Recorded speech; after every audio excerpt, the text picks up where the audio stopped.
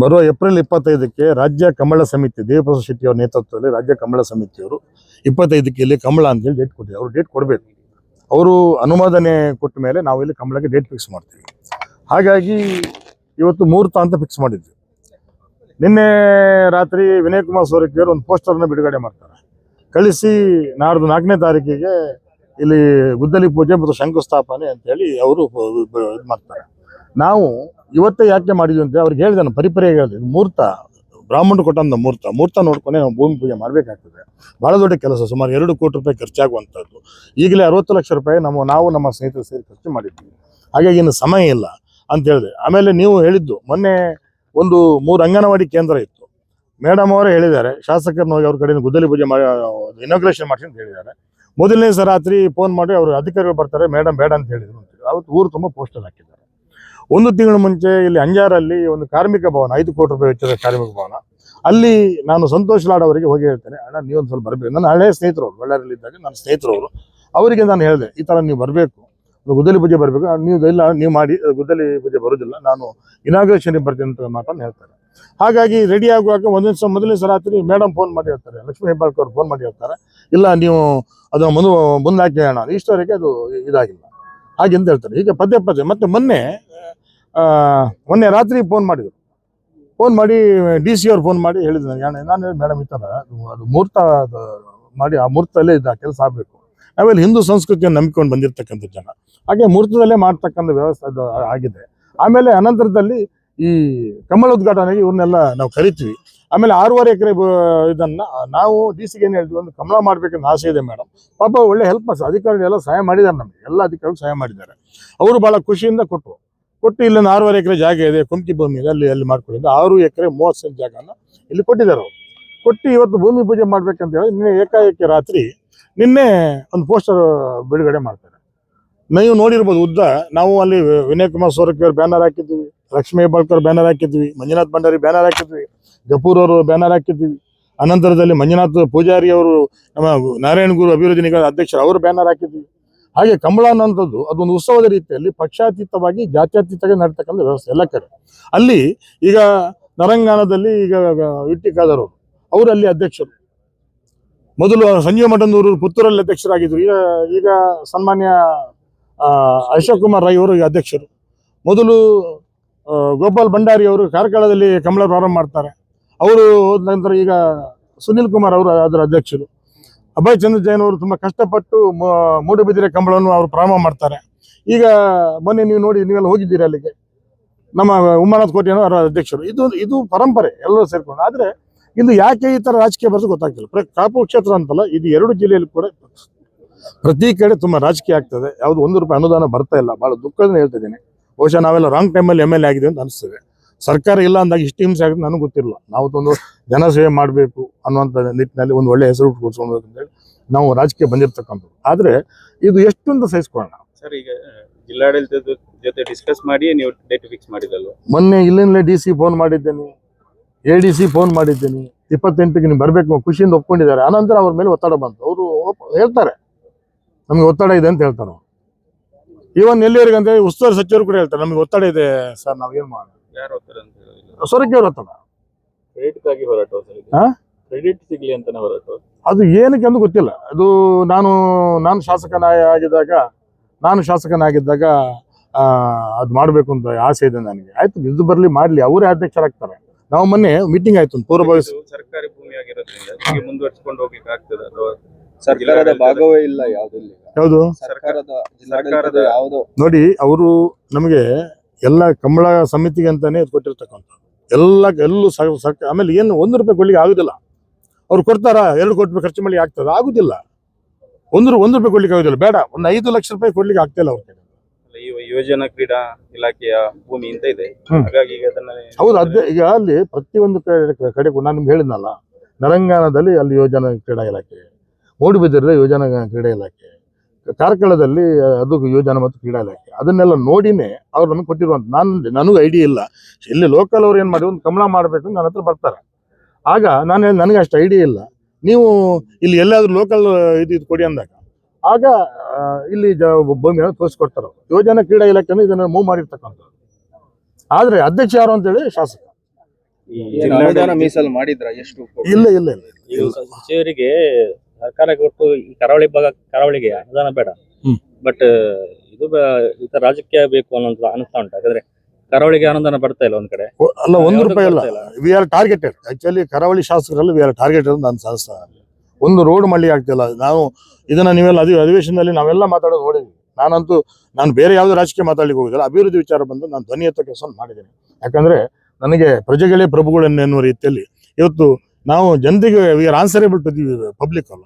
ಹಾಗಾಗಿ ಆ ನಿಟ್ಟಿನಲ್ಲಿ ನಾವು ನಮಗೆ ಕರ್ತವ್ಯನ ಅದು ದೇವ್ರಿಗೆ ಸರಿ ಕಾಯ ವಾಚ ಮನಸ್ಸ ಶಾಸಕನಾಗಿ ಕೆಲಸ ಮಾಡ್ತಿದ್ದೇನೆ. ಅಡಿಗಡಿ ಈ ತರ ಸವಾಲುಗಳು ಬರ್ತಾನೆ ಇದ್ದಾವೆ. ವೈಯಕ್ತಿಕ ನಿಂದೆ ಆಗ್ತದೆ. ಇವಾಗ ನಿನ್ನೆ ನಮ್ಮ ಮಗನ ಬಗ್ಗೆ ಹೇಳಿದ್ದಾರೆ. ನನ್ನ ಮಗ ಊರು ಬಿಟ್ಟು 10 ವರ್ಷ ಆಯ್ತು ಮದುವೆ ಆಗಿ. ಅವ್ರು ಹೇಳ್ತಾರೆ ಇಲ್ಲಿ ಬಂದು ಯಾವುದೋ ಕಲ್ಲಿನ ಕೆಲಸ ಮಾಡ್ತಾರೆ. ಡಾಕ್ಯುಮೆಂಟ್ ನೋಡ್ಲಿ ಅಲ್ಲ, ಎಲ್ಲ ಒಳ್ಳೆ ಧರ್ಮಸ್ಥಳಕ್ಕೆ ಬರಲಿ, ಒಳ್ಳೆ ಜಾಗಕ್ಕೆ ಬರಲಿ, ಧರ್ಮಸ್ಥಳಕ್ಕೆ ಬರಲಿ, ಮಾರಿಗುಡಿಗೆ ಬರಲಿ, ಅಥವಾ ಅವ್ರು ನಮ್ಮ ಜಾಗಕ್ಕೆ ನಾನು ಬರ್ತೇನೆ. ಏನಾದ್ರು ಅಕ್ರಮ ಮಾಡಿದ್ರೆ ಬರ್ಲಿ ಅವರು. ಸರ್, ಈಗ ಈ ಜಿಲ್ಲಾಡಳಿತದ ಸಹಕಾರ ಇಲ್ಲದೆ ಇಲ್ಲಿ ಕಂಪ್ಲೇಂಟ್ ಮಾಡ್ಲಿಕ್ಕೆ ಆಗ್ತದ? ಈಗ ನೋಡಿ, ನಾವೆಲ್ಲ ಈಗ ಸಂಕಲ್ಪ ಮಾಡಿದ್ವಿ, ಮತ್ತೆ ಅವರಿಗೆ ಬಿಟ್ಟದ್ದು. ನಾವಂತೂ ಉತ್ಸುಕತೆಯಲ್ಲಿ ಇದ್ವಿ. ಮತ್ತೆ ನಿಂತರೆ ಅದಕ್ಕೆ ಹೊಣೆ ಯಾರಾಗ್ತಾರೆ? ವಿನಯ್ ಕುಮಾರ್ ಸೊರಕೆಯರ್ ಹೊಣೆ ಆಗ್ತಾರೆ. ಅದಕ್ಕೆ ಬೇರೆ ನಾನು ಜಿಲ್ಲಾಡಳಿತ ಕೂಡ ನಾವು ಇದು ಮಾಡಿದಿಲ್ಲ. ವಿನಯ್ ಕುಮಾರ್ ಸೊರಕೆಯರ್ ಕಂಬಳ ವಿರೋಧಿ ಅಂತ ಹೆಸರು. ಕಂಬಳದ ವಿಷಯದಲ್ಲಿ ಸರಿ, ಬಟ್ ಮುಂದಿನ ದಿನಗಳಲ್ಲಿ ಈ ತರ ಸಮನ್ವಯ ಕೊರತೆ ಇದ್ರೆ ಸಮಸ್ಯೆ ಆಗೋದಿಲ್ಲ. ಎಲ್ಲ ಸಮನ್ವಯ ಯಾರು ಮಾಡ್ಬೇಕು? ಈಗ ನೋಡಿ, ಈಗ ನೀವು ಅಲ್ಲಿ ನೋಡ್ತಾ ಬಂದ್ರಿ, ಎಲ್ಲರೂ ಬ್ಯಾನರ್ ಹಾಕಿದ್ವಾ, ಎಲ್ಲರೂ ಫೋಟೋ ಹಾಕಿದ್ವಾ, ಅವ್ರನ್ನ ಗೌರವಾಧ್ಯಕ್ಷ ಅಂತ ಮಾಡಿದ್ವಿ ಜಿಲ್ಲಾ ಉಸ್ತುವಾರಿ ಅವ್ರನ್ನ. ಎಲ್ಲಿ ನಾವು ಅವ್ರಿಗೆ ಅವಮಾನ ಮಾಡಿದ್ವಿ? ಎಲ್ಲಿ ಅವರು ಸಣ್ಣದು ಮಾಡಿದ್ವಿ ನಾವು? ನನ್ನ ಬಗ್ಗೆ ನಿಮ್ಗೆಲ್ಲ ಗೊತ್ತಿದೆ. ನಾನು ಯಾರನ್ನ ನಾನು ಸಣ್ಣ ಮಗುವಾದ್ರೂ ಕೂಡ ನನ್ನ ಬಗ್ಗೆ ತೆಗಿ ಮಾತಾಡುವಂತ. ಮೊದಲ ನಿರ್ಣಯ ಡೇಟ್ ಇವತ್ತ ಅಥವಾ ನಾಡಿದ್ದಾಗೋ ಕಾರ್ಯಕ್ರಮ? ಇವತ್ತೇ. ಇದು ನಿನ್ನೆ ರಾತ್ರಿ ಡೆವಲಪ್ಮೆಂಟ್ ಇದೆ ಅಲ್ಲ, ಇವತ್ತದು. ಆಮೇಲೆ ಮೇಡಮ್ ಹೇಳಿದ್ದಾರೆ, ಅದು ನಂದು ಪೋಸ್ಟರ್ ಅಲ್ಲಿ ನಂದು ಆ ಫೋಟೋ ಚೇಂಜ್ ಮಾಡಿ ಅಂತ ಹೇಳಿದ್ದಾರೆ. ನಂದು ಮೆಸೇಜ್ ಇದೆ, ಐ ಗಾಟ್ ದಿ ಮೆಸೇಜ್. ಇದೆಲ್ಲ ಆಸಕ್ತಿ, ಬಟ್ ಕರಾವಳಿ ಬರ್ಲಿಕ್ಕೆ ಇವಾಗ ಉಡುಪಿ ಜಿಲ್ಲೆಗೆ ಬರ್ಲಿಕ್ಕೆ ಆಸಕ್ತಿ ಇಲ್ಲ ಅಲ್ಲ. ಇವಾಗ ಆಸಕ್ತಿ ಇಲ್ಲ, ಅದು ಅವರಿಗೆ ಬಿಟ್ಟಿರ್ತಕ್ಕಂಥದ್ದು. ಹಾಗಾಗಿ ಇವತ್ತು ಊರ ಜನರ ನೋಡಿ ಇಷ್ಟೆಲ್ಲ ಉತ್ಸಾಹ ಇದೆ, ಸಾವಿರಾರು ಜನ ಇಲ್ಲಿ ಸೇರ್ತಾ ಇದ್ದಾರೆ. ಹಾಗಾಗಿ ಇದು ಊರ ಜನರ ಸಂಕಲ್ಪ, ನನ್ನೊಬ್ಬನ ಸಂಕಲ್ಪ ಅಲ್ಲ, ಊರ ಜನರ ಸಂಕಲ್ಪ. ಹೌದು, ಧನ್ಯವಾದ ಸರ್. ನಮ್ಮ ಕಂಬಳ ಕೇವಲ ಅವಿಭಜಿತ ಜಿಲ್ಲೆಯ ಮಾತ್ರ ಕಂಬಳ ಅಲ್ಲ. ಈಗಾಗಲೇ ಕರ್ನಾಟಕ ಸರ್ಕಾರದ ಮಾನ್ಯ ಮುಖ್ಯಮಂತ್ರಿಗಳಾದಂತಹ ಸಿದ್ದರಾಮಯ್ಯನವರು ಸ್ವತಃ ಅವರ ಅಧ್ಯಕ್ಷತೆಯಲ್ಲಿ ಕಂಬಳಕ್ಕೆ ರಾಜ್ಯ ಮಾನ್ಯತೆ ನೀಡಿ ಯುವಜನ ಸಬಲೀಕರಣ ಮತ್ತು ಕ್ರೀಡಾ ಇಲಾಖೆಯಲ್ಲಿ ಆದೇಶ ಮಾಡಿ ರಾಜ್ಯ ಕಂಬಳ ಅಸೋಸಿಯೇಷನ್ ಅನ್ನು ರಚನೆ ಮಾಡಿದ್ದಾರೆ. ನಾವು ಕಂಬಳವನ್ನು ಶಿಸ್ತುಬದ್ಧವಾಗಿ ನಡೆಸುವ ಬಗ್ಗೆ, ಕಂಬಳಕ್ಕೆ ಅನುದಾನ ಒದಗಿಸುವ ಬಗ್ಗೆ, ಹಾಗೂ ಕಂಬಳ ಎಲ್ಲೆಲ್ಲಿ ಆಯೋಜನೆ ಮಾಡ್ತಾರೆ ಅಲ್ಲಿ ಪಕ್ಷಾತೀತವಾಗಿ ಯಾವುದೇ ರೀತಿಯಲ್ಲಿ ರಾಜಕೀಯವನ್ನು ಅಲ್ಲಿ ನಮ್ಮ ಕಂಬಳದಲ್ಲಿ ಅಲ್ಲಿಗೆ ಅವಕಾಶ ನೀಡದೆ, ನಮ್ಮ ಉದ್ದೇಶ ಈ ಕಂಬಳ ಧರ್ಮಾತೀತವಾದ, ಪಕ್ಷಾತೀತವಾದ ಮತ್ತು ಗ್ರಾಮೀಣ ಭಾಗದ ರೈತಾಪಿ ವರ್ಗ ಮತ್ತು ಯುವ ವರ್ಗ, ಮಹಿಳಾ ವರ್ಗದವರು ಹೆಚ್ಚು ಆಸಕ್ತಿಯಿಂದ ಭಾಗವಹಿಸುವಂಥ ಒಂದು ಅದ್ಭುತ ಕ್ರೀಡೆ ಕಂಬಳ. ಇಂದು ನಮ್ಮ 80 ಬಡಗುಬೆಟ್ಟು ಇಲ್ಲಿಯ ಕಂಬಳ ಸಮಿತಿಯವರು ನಮ್ಮ ರಾಜ್ಯ ಕಂಬಳ ಅಸೋಸಿಯೇಷನ್ನ ಸಭೆಗೆ ಬಂದು ನಾವೊಂದು ಕಂಬಳ ಮಾಡ್ತೇವೆ, ತಮಗೆ ಅವಕಾಶ ಮಾಡಿಕೊಡಬೇಕು ಅಂತ ನಮಗೆ ಒಂದು ಮನವಿ ನೀಡಿದರು. ಅದನ್ನು ಪರಿಶೀಲಿಸಿ ನಿಮಗೆ ಜಾಗ ಎಲ್ಲಿದೆ, ಏನು ವ್ಯವಸ್ಥೆ ಇದೆ ಎಂಬುದನ್ನೆಲ್ಲ ನಾವು ಸಮಿತಿಯಲ್ಲಿ ಚರ್ಚಿಸಿ ಈಗಾಗಲೇ ಮಾನ್ಯ ಜಿಲ್ಲಾಧಿಕಾರಿಯವರು 11/10 ಸುಮಾರು 6.36 ಸೆನ್ಸ್ ಜಾಗವನ್ನು ಕಂಬಳ ಆಯೋಜನೆಗೋಸ್ಕರ ಯುವಜನ ಸಬಲೀಕರಣ ಮತ್ತು ಕ್ರೀಡಾ ಇಲಾಖೆಗೆ ಹಸ್ತಾಂತರ ಮಾಡಿದ್ದಾರೆ.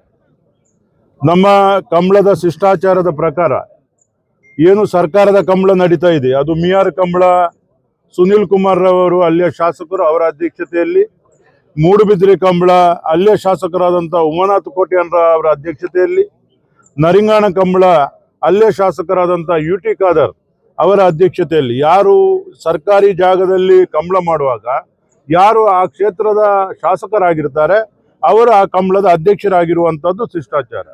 ಅದರ ಪ್ರಕಾರ ಈ ಒಂದು ಕಂಬಳಕ್ಕೆ ಇಲ್ಲಿಯ ಶಾಸಕರಾದಂಥ ಗುರ್ಮೆ ಸುರೇಶ್ ಶೆಟ್ಟಿ ಅವರ ಅಧ್ಯಕ್ಷತೆಯಲ್ಲಿ ಈ ಕಂಬಳ ಇಲ್ಲಿಯ ಕೋಟಿ ಚೆನ್ನಯ್ಯ ಜೋಡುಕರೆ ಕಂಬಳದ ಸಮಿತಿಯವರು ಈಗಾಗಲೇ ನೋಂದಣಿ ಮಾಡಿಕೊಂಡು ನಮ್ಮ ರಾಜ್ಯ ಕಂಬಳ ಅಸೋಸಿಯೇಷನ್ ಅಲ್ಲಿ ನೋಂದಣಿ ಮಾಡಿಕೊಂಡು ಇವರಿಗೆ ನಾವು ಏಪ್ರಿಲ್ 25 ದಿನಾಂಕವನ್ನು ಕೊಟ್ಟಿದ್ದೇವೆ. ಈ ಕಂಬಳವನ್ನು ಇವರು ಆಯೋಜನೆ ಮಾಡಬೇಕು. ನಾನು ಜಿಲ್ಲಾಧಿಕಾರಿಗೂ ಕೂಡ ಪತ್ರ ಬರೆದಿದ್ದೇನೆ. ಈ ಕಂಬಳಕ್ಕೆ ಸಂಪೂರ್ಣವಾದಂತಹ ಸಹಕಾರ ಕೊಡಬೇಕು. ರಾಜ್ಯ ಕಂಬಳ ಅಸೋಸಿಯೇಷನ್ ನಿಮಗೆ ಒಂದು ಶಿಫಾರಸು ಮಾಡ್ತಾ ಇದೆ.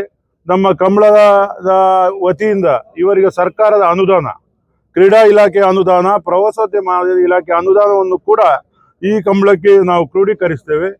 ಮತ್ತು ನಮ್ಮ ಎಲ್ಲ ಕ್ರೀಡಾ ಇಲಾಖೆಯಿಂದ ಸಹಕಾರ ನೀಡುವ ಹಾಗೆ ಈಗಾಗಲೇ ಕ್ರೀಡಾ ಆಯುಕ್ತರಿಗೂ ಕೂಡ ನಾವು ಪತ್ರ ಬರೆದಿದ್ದೇನೆ. ನಿನ್ನೆ ಜಿಲ್ಲಾಧಿಕಾರಿಯವರಿಗೆ, ಮಾನ್ಯ ವರಿಷ್ಠಾಧಿಕಾರಿಯವರಿಗೆ ಈ ಕಂಬಳಕ್ಕೆ ಸಂಪೂರ್ಣ ಸಹಕಾರ ನೀಡಬೇಕು, ಕಾಮಗಾರಿಯನ್ನು ಪ್ರಾರಂಭಿಸಬೇಕು, ಅದಕ್ಕೆ ಬೇಕಾಗುವಂತ ಎಲ್ಲ ರೀತಿಯ ಸಹಕಾರವನ್ನು ಜಿಲ್ಲಾಡಳಿತ ನೀಡಬೇಕು ಅಂತ ಕೂಡ ನಾವು ತಿಳಿಸಿದ್ದೇವೆ. ಆದ್ರೆ ಇದನ್ನು ಯಾರು ಮಾಡಿದ್ರು, ಯಾಕೆ ಮಾಡಿದ್ರು? ಈ ಗೊಂದಲದಲ್ಲಿ ನಾವು ಕಂಬಳ ಸಮಿತಿ ಇಲ್ಲ. ನಾವು ಕಂಬಳ ಸಮಿತಿ ಮಾಡುವಂಥದ್ದು ಕೇವಲ ಕಂಬಳಕ್ಕೆ ದಿನಾಂಕವನ್ನು ಕೊಡ್ತೇವೆ ಮತ್ತು ನಾವು ರಾಜಕೀಯವನ್ನು ಈ ಕಂಬಳದಲ್ಲಿ ಬೆರೆಸಲು ಎಲ್ಲೂ ಕೂಡ ಅವಕಾಶ ನೀಡುವುದಿಲ್ಲ. ಅದು ಯಾವುದೇ ರಾಜಕೀಯ ಪಕ್ಷ ಆಗಿರಲಿ, ನಮಗೆ ಕಂಬಳದಲ್ಲಿ ಪಕ್ಷಾತೀತವಾಗಿರ್ಬೇಕು, ಧರ್ಮಾತೀತ ಆಗಿರ್ಬೇಕು, ಎಲ್ಲರೂ ಸೇರಿ ಕಂಬಳ ಆಗ್ಬೇಕು. ಯಾರು ಒಬ್ಬರು ಇಬ್ರು ಸೇರಿ ಕಂಬಳ ಆಗುದಿಲ್ಲ. ಎಲ್ಲರ ಒಗ್ಗಟ್ಟಿನಿಂದ ಕಂಬಳ ನಡಿಬೇಕು. ಎಲ್ಲರೂ ಬೇಕು. ಇದಕ್ಕೆ ಎಲ್ಲರನ್ನು ಸೇರಿಸಬೇಕು ಅಂತ ಕೂಡ ನಾನು ಶಾಸಕರ ಹತ್ರ ಮನವಿ ಮಾಡಿದ್ದೇನೆ. ಎಲ್ಲರನ್ನು ಸೇರಿಸಿಕೊಂಡು ಈ ಕಂಬಳ ಮಾಡಿ ಅದನ್ನು ಈ ಶಾಸಕರ ಅಧ್ಯಕ್ಷತೆಯಲ್ಲೇ ಕಂಬಳ ನಡಿಬೇಕು. ಅದು ಶಿಷ್ಟಾಚಾರ.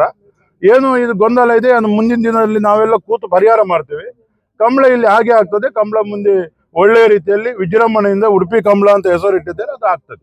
ನಾವು ಮುಖ್ಯಮಂತ್ರಿಗಳಿಗೂ ಕೂಡ ಈ ಬಗ್ಗೆ ಸಂಪೂರ್ಣ ವಿವರವನ್ನು ನೀಡುತ್ತೇವೆ.